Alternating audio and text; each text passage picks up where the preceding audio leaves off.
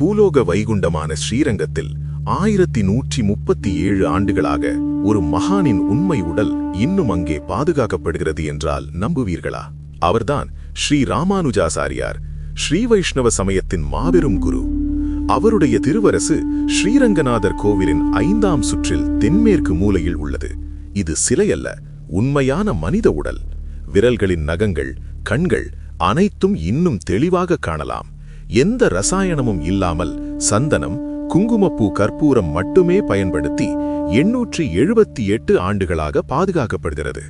ஆண்டுக்கு 2 முறை குங்குமம் கலந்த கற்பூரம் பூசப்படுகிறது.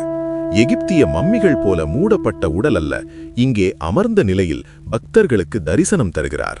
இதுதான் இந்த உலகில் உள்ள ஒரே ஹிந்து கோவில் உண்மை மனித உடல் பாதுகாக்கப்பட்ட இடம்.